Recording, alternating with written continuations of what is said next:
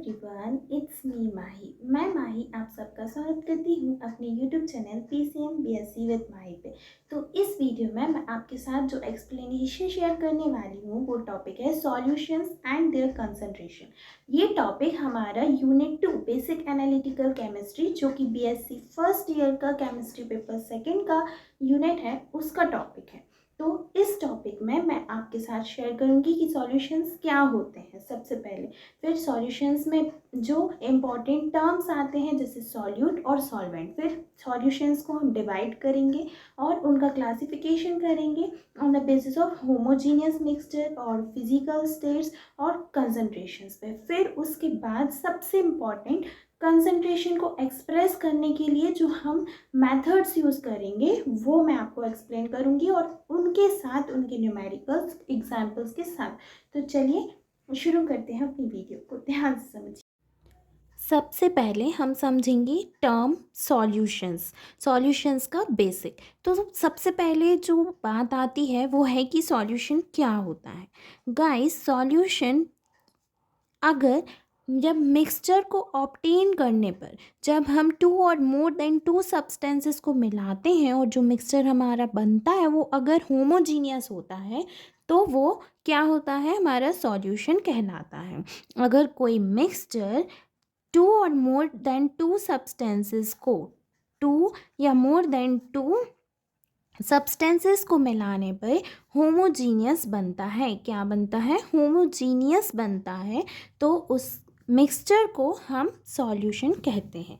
Okay, फिर अगर हम एग्जाम्पल देखें तो सॉल्यूशन का एग्जाम्पल्स होंगे शुगर सॉल्यूशन और ब्रास मतलब कि Cu और मीन्स कॉपर और Zn मीन्स जिंक का मिक्सचर को मिलाने पे जो बनता है। तो ये दो हमारे बेस्ट एग्जाम्पल होंगे सॉल्यूशन के। Okay, each part of homogeneous mixture has uniform structure और कॉम्पोजिशन।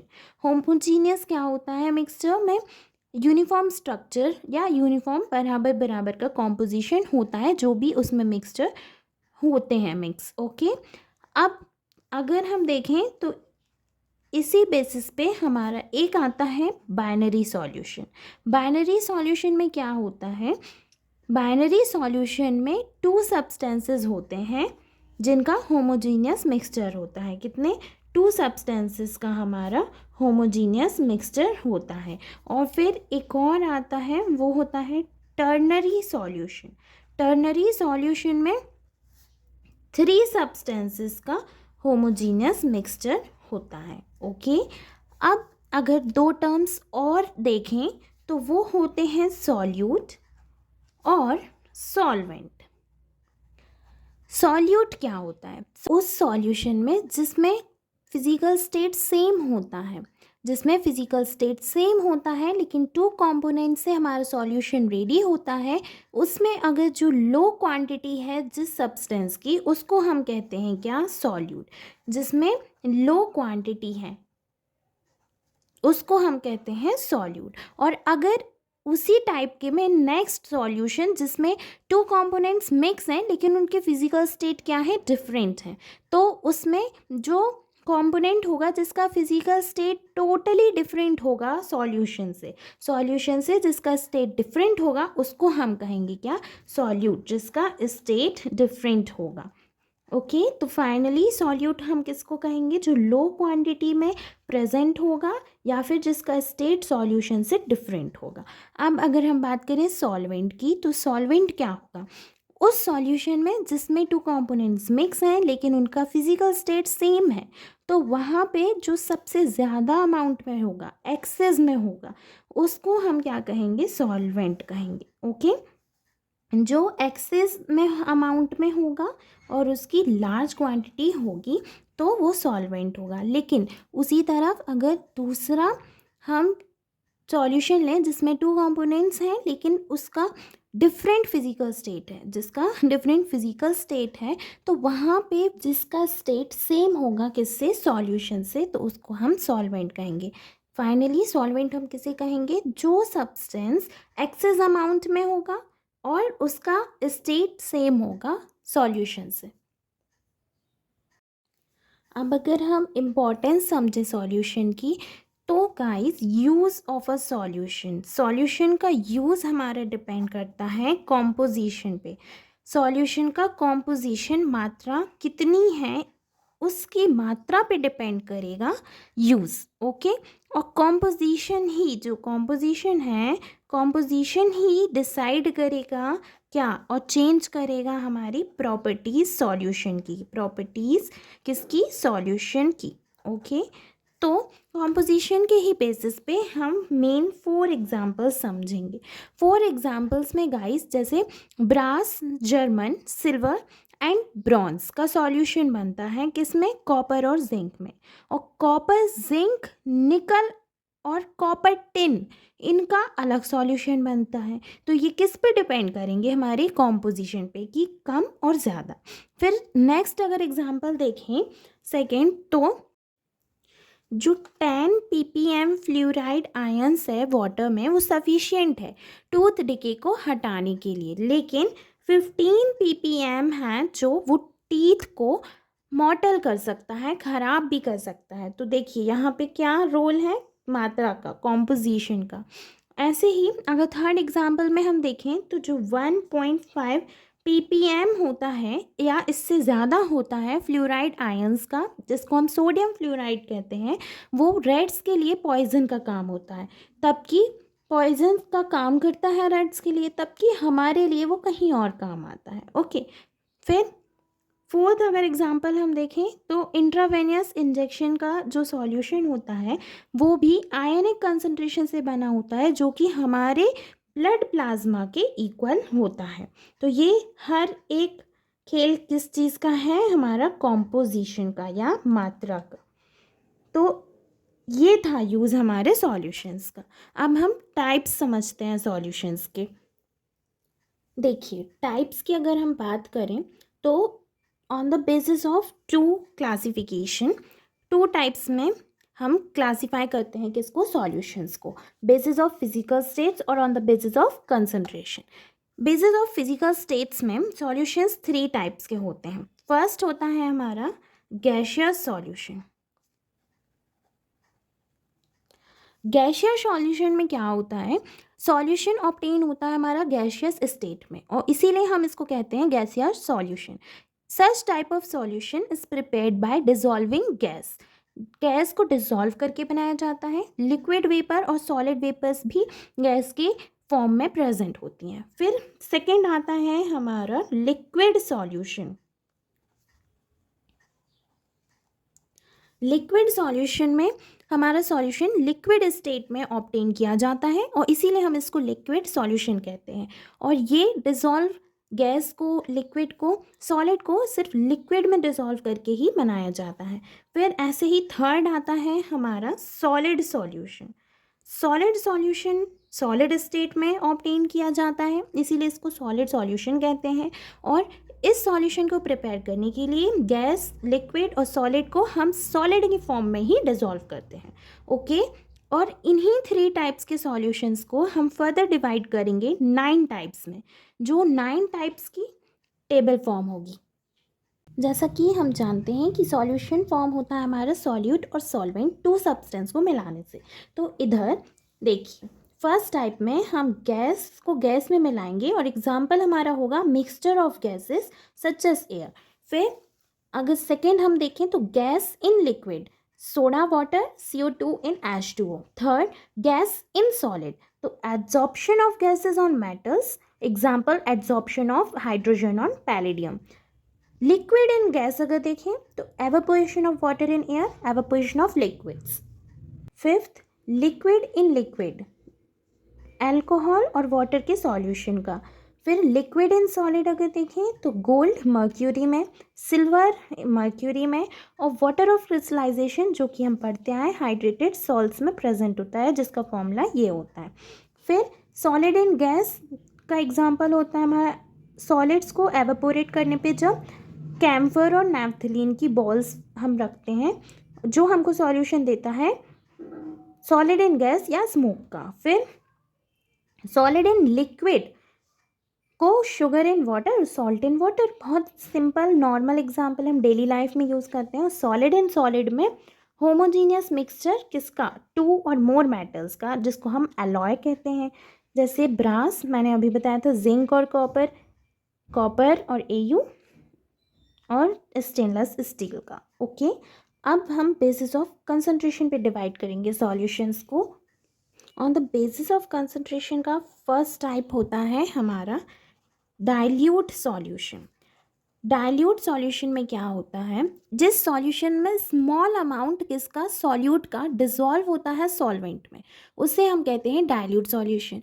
या फिर हम सॉल्वेंट अगर ऐड करें किसमें, सॉल्यूशन में, तो transaction of heat takes place, ठीक है, हीट का ट्रांजैक्शन आता है। लेकिन जब हम मोर सॉल्वेंट मिलाते हैं किसमें, डाइल्यूट सॉल्यूशन में, कहीं और मिलाते हैं तो हीट ट्रांसफर होता है, लेकिन यहाँ हीट ट्रांजेक्ट नहीं होता है। ओके, किसमें, डाइल्यूट सॉल्यूशन में। तो डाइल्यूट सॉल्यूशन हमारा राउल्ट्स लॉ को फॉलो करता है। राउल्ट्स लॉ हम बचपन में पढ़ चुके हैं और आगे अभी पढ़ेंगे। ओके, राउल्ट्स लॉ को फॉलो करता है हर एक टेम्परेचर और कंसंट्रेशन पे। डाइल्यूट सॉल्यूशन ही आइडियल सॉल्यूशन की तरह बिहेव करता है। ओके, फिर सेकेंड नंबर पे हमारा आता है कंसंट्रेटेड सॉल्यूशन। जिस सॉल्यूशन में लार्ज अमाउंट होता है किसका, सॉल्यूट का, सॉल्यूट का लार्ज अमाउंट सॉल्वेंट में डिसॉल्व होता है, उसको हम कंसंट्रेटेड सॉल्यूशन कहते हैं। फिर थर्ड आता है हमारा सैचुरेटेड सॉल्यूशन। क्या, सैचुरेटेड सॉल्यूशन। सैचुरेटेड सॉल्यूशन में क्या होता है, जिसमें कोई सॉल्यूट अब इस टेम्परेचर पे, जिस टेम्परेचर पे गिवन है, कोई और सॉल्यूट तो अब उसमें ऐड हो नहीं सकता। No more solute can be dissolve at given temperature, उसको हम क्या कहेंगे, सैचुरेटेड सॉल्यूशन। वो सैचुरेट है पहले से। ओके, अब फोर्थ में क्या होता है हमारा, फोर्थ होता है unsaturated solution.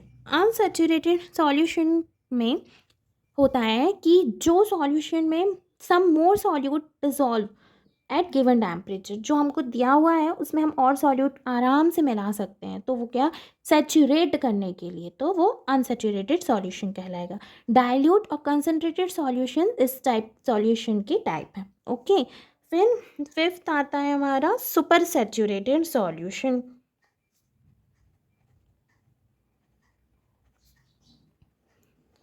Super saturated solution में हम एक्सेस ऑफ सॉल्यूट डिसॉल्व कर सकते हैं, मतलब जिसकी लिमिट नहीं है उससे ज़्यादा, लिमिट से ज़्यादा सॉल्यूट हम डिसॉल्व कर सकते हैं, जो कि सैचुरेटेड सॉल्यूशन में ही प्रेजेंट होता है, उसको हम क्या कहेंगे, इसलिए इसका नाम है ना सुपर।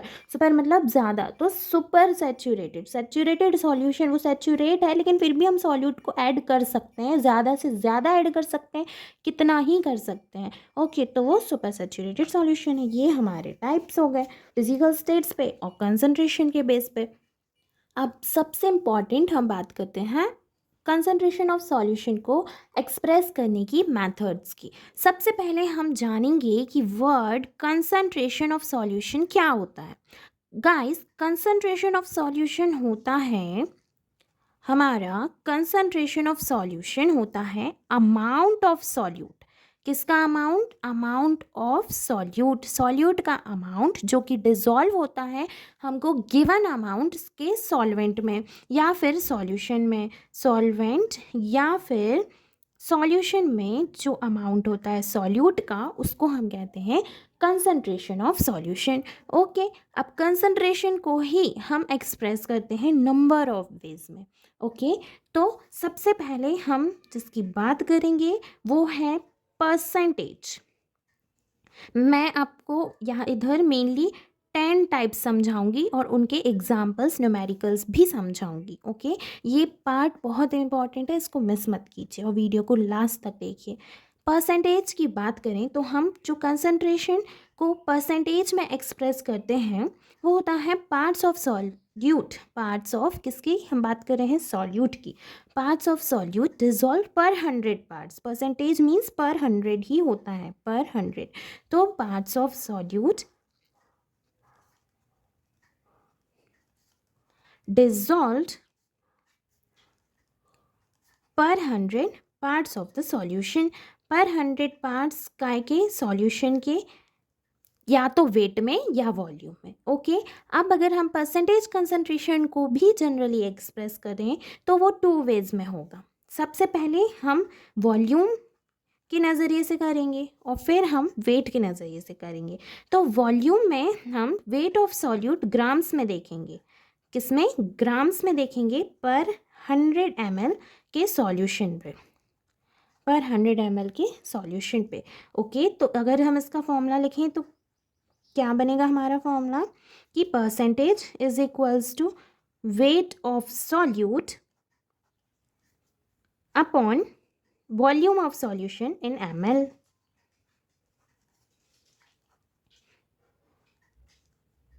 और परसेंटेज निकालना है तो मल्टीप्लाई 100 करना तो हम भूल ही नहीं सकते। फिर सेकेंड नंबर पे हम वेट के टर्म्स में करेंगे। तो वेट के टर्म में क्या होगा कि weight of the solute in grams, same in grams पर 100 ग्राम, इधर क्या हो जाएगा 100 ग्राम हो जाएगा ऑफ सॉल्यूशन। वॉल्यूम के अगर नज़रिए से करेंगे तो 100 ml पे करेंगे और इसमें 100 ग्राम पे करेंगे। Okay,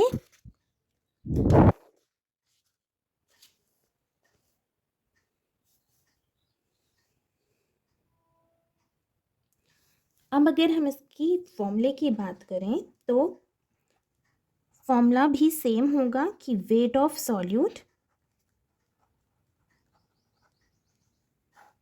upon weight of solution. इधर वेट आएगा किसका? सॉल्यूशन का, और परसेंटेज है तो मल्टीप्लाई बाय 100। ओके, अब इस परसेंटेज के बेस पे हम 3 क्वेश्चन सॉल्व करेंगे। ओके, सबसे पहले जो क्वेश्चन हम सॉल्व करेंगे वो है कि हमको अमाउंट ऑफ NaOH कैलकुलेट करना है। NaOH का अमाउंट कैलकुलेट करना है किसमें? 200 ग्राम, जिसमें 10% NaOH सॉल्यूशन है। ओके, तो हम क्या करेंगे? सेम यही वाला फॉर्मूला लगाएंगे। Formula mass of solute upon mass of solution into 100। Okay, तो ये फॉर्मूला लगाने पे हमको ऑलरेडी 10% तो दिया है, तो हम 10 इसी साइड रखेंगे और मास हमको निकालना है NaOH का, तो NaOH भी हम लिख देंगे और अपॉन में हम नीचे क्या रखेंगे? 200 हमको ग्राम दिया है, मल्टीप्लाई बाय 100। तो 100 से 100 कैंसिल होगा, 2 इंटू 10 20 ग्राम हमारा अमाउंट ऑफ NaOH आ जाएगा।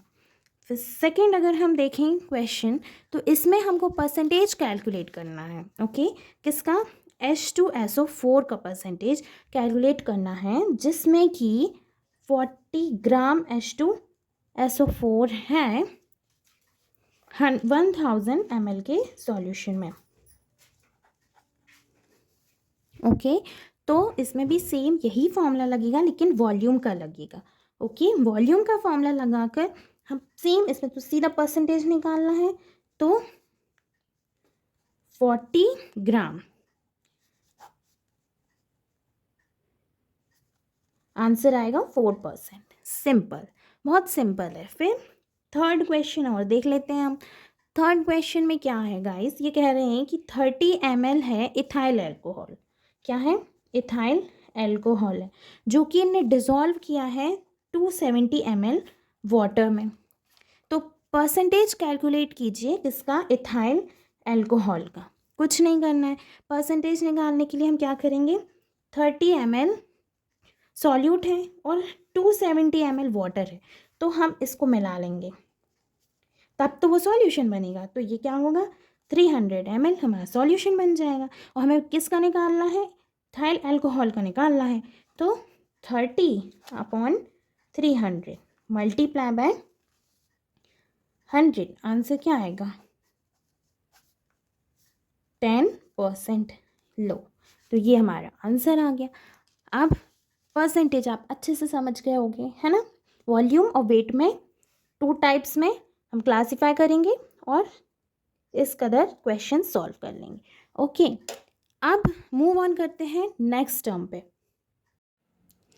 सेकेंड टर्म जो है वो है हमारा स्ट्रेंथ। स्ट्रेंथ जिसको अदर नाम से हम देखें तो ग्राम पर लीटर कंसंट्रेशन भी कह सकते हैं। ओके, तो स्ट्रेंथ सबसे पहले हम जानें कि स्ट्रेंथ क्या होता है।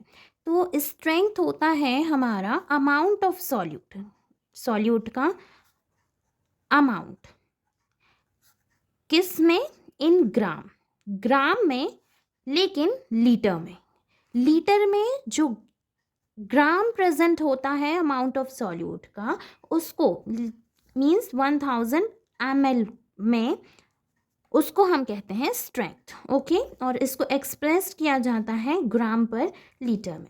वैसे एग्जाम्पल अगर हम देखें तो सॉल्यूशन ले लीजिए 20 ग्राम NaOH का जो 1000 ml सॉल्यूशन में है, तो इसको हम क्या कहेंगे कि इसकी 20 ग्राम पर लीटर स्ट्रेंथ है 1000 ml की। ओके, NaOH की 20 ग्राम स्ट्रेंथ है 1000 ml सॉल्यूशन में। ओके, अब अगर हम एग्जाम्पल लें तो चलिए एग्जाम्पल में आपको कैलकुलेट करना है स्ट्रेंथ जिसमें 100 ग्राम सॉल्यूट डिज़ोल्व है 10 लीटर सॉल्यूशन में, किसके, Na2CO3 के। ओके, तो इसको हम कैसे करेंगे, हमको दिया है कि अमाउंट ऑफ सॉल्यूट जो 10 लीटर में है वो कितना है, 100 ग्राम है। ओके, और अमाउंट ऑफ सॉल्यूट 1 लीटर में कितना होगा, जब 10 लीटर में हमारा कितना 100 ग्राम है तो हम 1 लीटर का निकालेंगे जो कि हमारा 100/10 मीन्स 10 ग्राम ही आएगा। तो स्ट्रेंथ हमारी हमको 1 लीटर या 1000 ml पे निकालनी है, आ जाएगी 10 ग्राम पर लीटर। ये हो गई क्या हमारी स्ट्रेंथ। ओके, अब थर्ड टर्म की अगर हम बात करें तो थर्ड टर्म है हमारा मोलैरिटी, जिसको हम कैपिटल M से डिनोट करते हैं। और इसकी डेफिनेशन अगर हम देखें तो number of mole of the solute, किसके नंबर ऑफ मोल के नंबर जो कि सॉल्यूट में डिज़ोल्व होते हैं 1 लीटर सॉल्यूशन में। ओके, जो सॉल्यूट के नंबर ऑफ मोल्स जो कि 1 लीटर सॉल्यूशन में डिज़ोल्व होते हैं उनको हम कहते हैं मोलैरिटी और कैपिटल M। अगर हम एग्जांपल देखें तो वही 1 लीटर NaOH में 2 मोल्स हैं, किसके, 2 मोल। अब 2 मोल क्या कहलाएंगे, 80 ग्राम, किसके, NaOH की 1 लीटर में। ओके, तो इसकी मोलैरिटी क्या होगी, अगर कोई पूछे क्या होगी, मोलैरिटी 2 होगी। क्यों, क्योंकि नंबर ऑफ मोल्स हमारे 2 हैं। और इसको डिनोट हम करेंगे कैपिटल M से, कैपिटल M। और फॉर्मूला अगर हम देखें तो W into 1000 upon M small w capital V, जहाँ V हमारा वॉल्यूम ऑफ सॉल्यूशन है, V वॉल्यूम ऑफ सॉल्यूशन है ml में, वेट W क्या है हमारा, मास ऑफ सॉल्यूट, ये क्या है, मास ऑफ सॉल्यूट, सॉल्यूट का मास। और MW क्या है, अकेला W मास ऑफ सॉल्यूट है, MW हमारा मॉलिक्यूलर मास है सॉल्यूट का। ओके, चलिए इसके भी हम 2 एग्जांपल्स देख लेते हैं। तो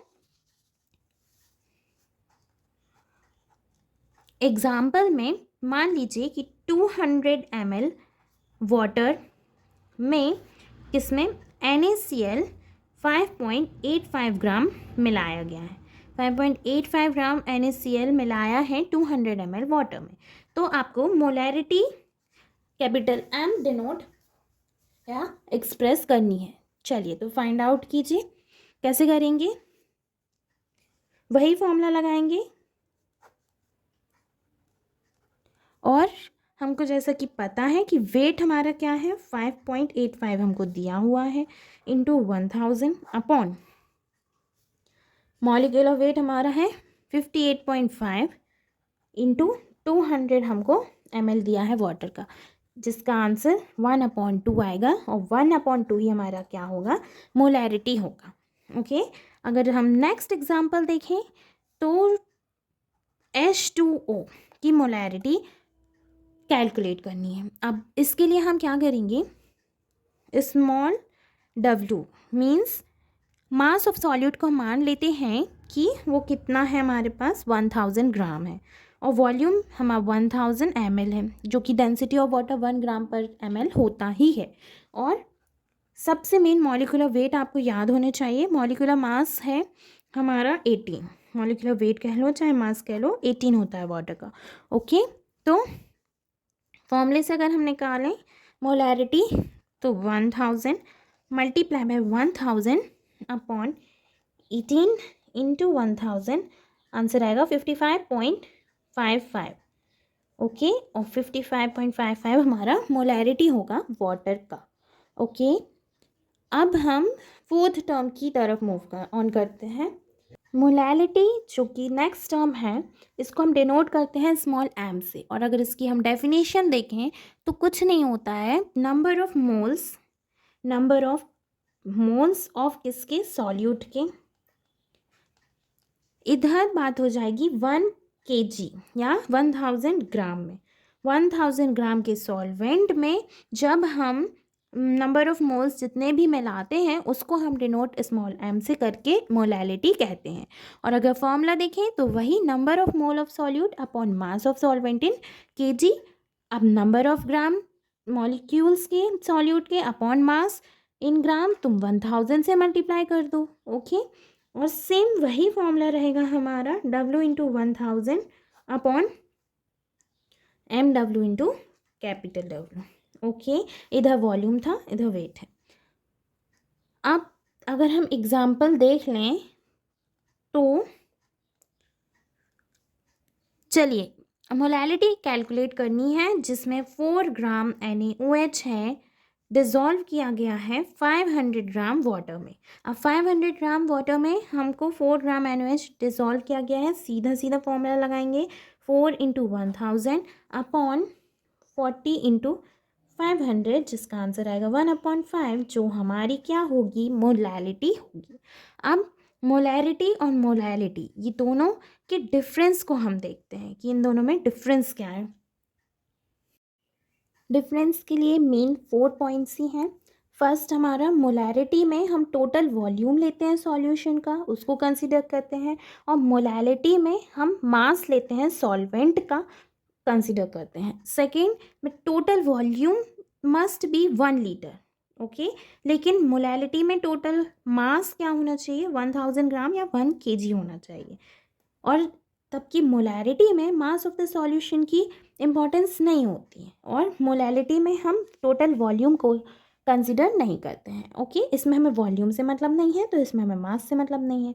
फिर मोलैरिटी में चेंज होता है टेम्परेचर के चेंज होने से। क्यों? क्योंकि हमारा वॉल्यूम हम कंसिडर कर रहे हैं। अब वॉल्यूम तो हमारा टेम्परेचर के बढ़ने घटने से चेंज होता है, इसीलिए मोलैरिटी भी चेंज होगी। लेकिन मोलैलिटी चेंज नहीं होगी, क्योंकि टेम्परेचर से कुछ नहीं होगा। टेम्परेचर से मास या वेट पे क्या असर पड़ेगा, कुछ नहीं पड़ेगा।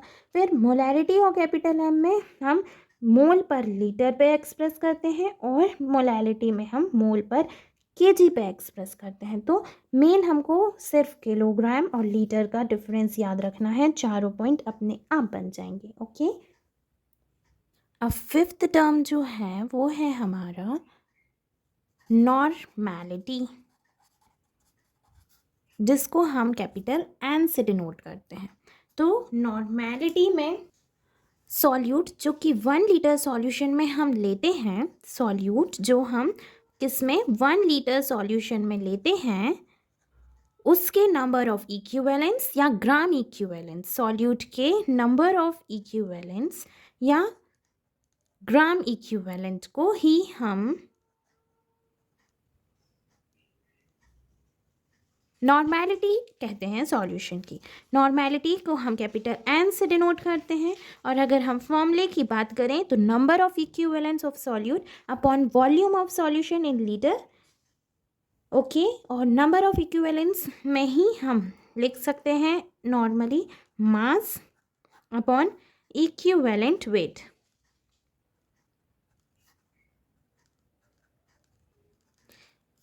फॉर्मूला अगर देखें तो W into 1000 upon capital E into V, जहाँ V है हमारा वॉल्यूम ऑफ सॉल्यूशन ml में, और E है हमारा इक्विवेलेंट वेट। ओके, अगर नॉर्मैलिटी का हम एग्जांपल देखें तो 5 ग्राम NaOH को डिज़ोल्व कर रहे हैं 1 लीटर सॉल्यूशन में, तो हमको नॉर्मेलिटी कैलकुलेट करनी है। कैसे करेंगे? वेट है इधर पे 5 ग्राम, कैपिटल E है हमारा 40 और वॉल्यूम क्या है 1000। ओके, तो हम 5 इंटू 1000 करेंगे अपॉन 40 इंटू 1000, आंसर सिंपली 1/8 आएगा। ओके, अब नेक्स्ट टर्म अगर हम देखें तो हमारा मोल फ्रैक्शन है। नेक्स्ट टर्म हमारा क्या है? 6th है हमारा मोल फ्रैक्शन। मोल फ्रैक्शन बहुत इजी है। किसी भी सॉल्यूशन में रेशियो, हमको क्या चाहिए है? रेशियो किसका? Number of mole of solute, solute के नंबर ऑफ मोल्स का रेशियो कैसे? 2 the number of mole of solute and solvent, number of mole of solute and solvent, इसको हम कहते हैं mole fraction of solute. Mole fraction of solute किसका? Ratio number of moles of solute का ratio किससे? Number of mole of solute and solvent से। Ratio ऐसे ही सॉल्वेंट का निकलता है, तो mole of solute upon solvent is known as mole fraction of solvent. Okay, और अगर number of moles of solute and solvent अगर हम डिनोट करें तो सॉल्यूट का स्मॉल m से होता है और कैपिटल M से। ओके, किसका? सॉल्वेंट का। तो अगर हम इसका फॉर्मूला बनाएं तो इजीली बन जाएगा। क्या बनेगा? मोल fraction of solute small n upon small n plus capital N, और अगर हम सॉल्वेंट का बनाएं तो कैपिटल N अपॉन ऊपर आ जाएगा n प्लस n। ये हो गया हमारा सॉल्वेंट का और ये हो गया हमारा क्या? सॉल्यूट का। ओके, चलिए एग्जाम्पल देखें। एग्जाम्पल में हमको mole fraction solute and solvent का सॉल्यूशन को कैलकुलेट करना है। ओके, जिसमें कि हमारा 4.0 ग्राम है NaOH, जो कि 90 ग्राम वाटर में दिया गया है। इसमें हम क्या करेंगे? सबसे पहले हम NaOH के नंबर ऑफ मोल्स निकालेंगे। नंबर ऑफ मोल्स NaOH के कैसे निकलेंगे? 4/40, जो कि 0.1 है। H2O का भी निकालेंगे, मीन्स वाटर का निकालेंगे, जो कि हमारा सॉल्वेंट है, तो वो कैसे निकलेगा? 90 हमको दिया है, 18 मॉलिक्यूलर वेट होता है 5। ये मॉलिक्यूलर वेट आपको याद रखना पड़ेगा, छोटी क्लासेस में हम पढ़ के याद करके ही आए हैं। और अब अगर हम नंबर ऑफ मोल्स निकालें किसके? सॉल्यूशन के, तो सॉल्यूशन के हमारे small n plus capital N यही हो जाएंगे, तो 0.1 प्लस 5 इधर पे क्या आएगा हमारा? 5.1 आएगा। ओके, तो ऐसे ही मोल फ्रैक्शन निकालेंगे। अब मोल फ्रैक्शन हम NaOH का मोल फ्रैक्शन निकालें फाइनली, तो 0.1 अपॉन 5.1, 5.1 टोटल और सॉल्यूट ऊपर रखा पहले, तो 0.019 हमारा किसका आया? सॉल्यूट का आया। अब सॉल्वेंट हमारा वाटर था, तो सॉल्वेंट का हमको दिया था 5, जो कि 5.1 टोटल है, हाँ, जिसका आ जाएगा 0.981। ओके, बहुत इजी है मोल फ्रैक्शन निकालना। तो ऐसे हमने मोल फ्रैक्शन भी कैलकुलेट कर लिया। अब जो टर्म्स बचे हुए हैं वो है हमारा 7th नंबर पर फॉर्मेलिटी। फॉर्मेलिटी को हम कैपिटल F से डिनोट करते हैं, और इसमें क्या होता है? जो नंबर होते हैं ग्राम फॉर्मूला मास से सॉल्यूट के, किसमें? 1 लीटर सॉल्यूशन में। हर एक बेसिस पे हम सॉल्यूट को ही कैलकुलेट कर रहे हैं, क्योंकि कंसंट्रेशन क्या होता है? Amount of solute. तो number of gram formula mass, gram formula mass का सॉल्यूट का number of gram formula mass किसका? सॉल्यूट का, किसमें? 1 लीटर सॉल्यूशन में।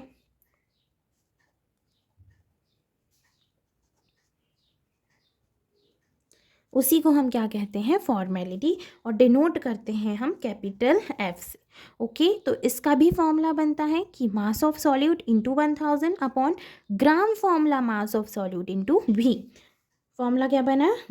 W into 1000 upon F M into V, जहाँ वी है volume of solution, F M क्या है, ग्राम फॉर्मूला मास सॉल्यूट का। ओके, चलिए इसका भी हम एग्जांपल देखते हैं। 200 ml सॉल्यूशन में 5.85 ग्राम सोडियम क्लोराइड मिक्स किया गया है और हमको फॉर्मेलिटी निकालनी है। मॉलिक्यूलर वेट हमें बता ही दिया है, तो हम क्या करेंगे, मास ऑफ सॉल्यूट W हमको क्या है 5.85 है और वॉल्यूम हमको 200 ml। सीधा फॉर्मूला लगाएंगे, W into 1000 upon F M into V. 5.85 multiply by 1000 upon 58.5 multiply by 200, इसकी फॉर्मेलिटी आएगी 1/2 मीन्स हाफ। ओके, तो ये हो जाएगा क्या हमारा आंसर। अब नेक्स्ट टर्म की तरफ हम मूव ऑन करें। नेक्स्ट टर्म है हमारा mass fraction, most important. Mass fraction क्या है, मास फ्रैक्शन है रेशियो, मास फ्रैक्शन भी हमारा रेशियो है किसका, mass of component of a solution.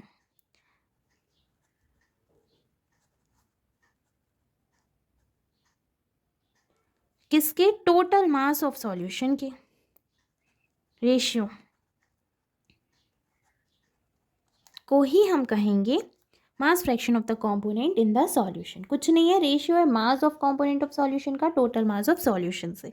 जैसे WA और WB, मान लीजिए कि मासेस हैं टू कंपोनेंट्स A या B के, तो हम मास फ्रैक्शन अलग अलग निकालते हैं।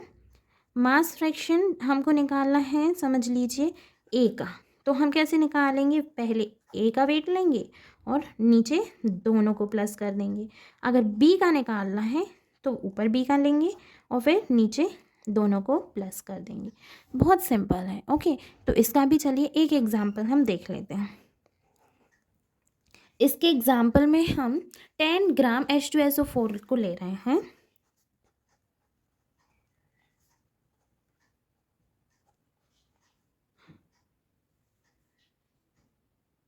हंड्रेड ग्राम सॉल्यूशन में जिसको डिसॉल्व किया गया है। मास फ्रैक्शन कैलकुलेट करना है तो इजीली हम कर लेंगे। पहले हम वाटर का मास निकालेंगे, mass of water. Mass of water कैसे निकलेगा गाइस, 10 ग्राम H2SO4 तो दिया ही है। अब ये पता है हमको कि उसमें वाटर मिक्स है और टोटल तो 100 है, तो माइनस हम 10 करेंगे, उसमें बचा हुआ हमारा वाटर होगा, तो इजीली 90 ग्राम हमारा वाटर आ जाएगा। ओके, अब हम सबसे पहले H2SO4 का मास फ्रैक्शन निकालेंगे, तो 10 अपॉन 100 ईजीली 0.1 आ जाएगा। अब वाटर का निकालेंगे तो 90 अपॉन 100 मीन्स 0.9 आ जाएगा। ओके, बहुत सिंपल है। अब सिर्फ 2 टर्म्स बचे हैं, PPM और PPB। चलिए इनको भी जल्दी से हम डिस्कस कर लेते हैं, जो कि बहुत बहुत ईजी है।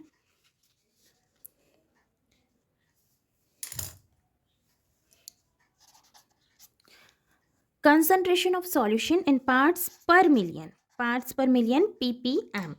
इसमें क्या होता है, नंबर ऑफ पार्ट्स होते हैं किसके, सॉल्यूट के, जो कि हमको 1 मिलियन 10⁶ पार्ट्स ऑफ सॉल्यूशन के वेट से निकालने पड़ते हैं। उसी को हम कहते हैं कंसंट्रेशन पार्ट्स पर मिलियन या PPM।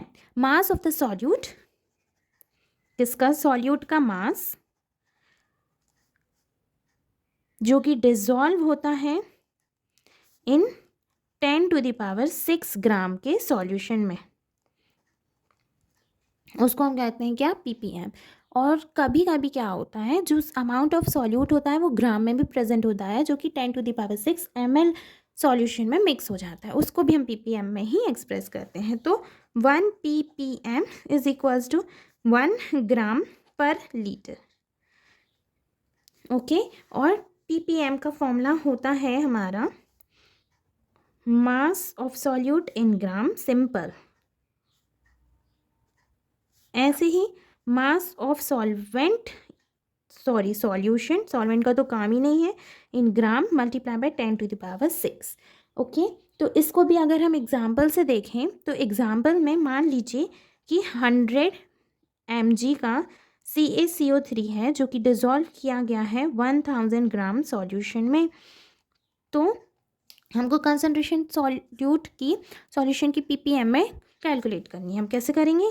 100 multiply by 10 to the power -3 means 1000 upon 1000 हमको दिया है into 10 to the power 6। Answer क्या आएगा हमारा? 100 जो कि ppm होगा इसका। अब हम 10th नंबर पे जो डिस्कस करेंगे वो है ppb। ओके, ppb में क्या है? नंबर ऑफ पार्ट्स हैं सॉल्यूट के, लेकिन वेट से जो कि 10,000 लाख है, मीन्स 10 की पावर 9, 10,000 लाख पार्ट्स में जो वेट डिनोट करेगा उसको हम ppb कहेंगे। और अगर वेट ग्राम में है तो 10 टू द पावर 9 ग्राम हो जाएगा। ऐसे ही ये पार्टिकल्स, ये मेन हम किस चीज़ के लिए यूज़ करेंगे? पार्टिकल्स के लिए, क्योंकि ग्राम में है। ओके, और अगर सॉल्यूशन उसमें मिल गया ml में तो 10 टू द पावर 9 ml हो जाएगा। और इसका सेम फॉर्मूला होगा हमारा, मास की जगह वेट आ जाएगा, wait of solute in gram upon weight of solution in gram, same.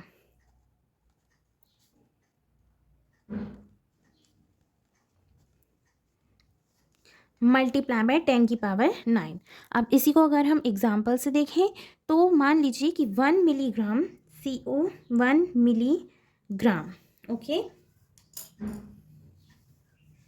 CaCO3 है। 1 मिलीग्राम क्या है? CaCO3 है जो कि डिज़ोल्व किया गया है हमारा 1000 ग्राम सॉल्यूशन में। तो इसका हम कैलकुलेट अगर करें तो कैसे करेंगे? मास of solute upon mass of solution into 10 की पावर 9। सेम कर लेंगे, बहुत इजी है। 1 इंटू 10 की पावर -3 अपॉन 1000 मल्टीप्लाई बाय 10 की पावर 9। आंसर हमको मिलेगा 1000, इसका ppb। आई होप आपको 10 के 10 टर्म्स बहुत इजीली समझ आ गए होंगे। यही इस चैप्टर में सबसे इम्पॉर्टेंट है और कंसंट्रेशन पूछा ही जाता है एक्सप्रेस करने का। ओके, तो ये उन्हीं टर्म्स के बीच के रिलेशन है जो कि पूछे जा सकते हैं, तो रिलेशंस भी हमको याद रखने हैं, आप देख लीजिए। तो ये टॉपिक हुआ समाप्त। अगर आपको ये वीडियो पसंद आई हो तो इसको लाइक कीजिए, अपने फ्रेंड्स के साथ शेयर कीजिए और ऐसे ही वीडियोस और देखने के लिए मेरे चैनल को सब्सक्राइब कीजिए। क्या मिलते हैं नेक्स्ट वीडियो में। Bye bye.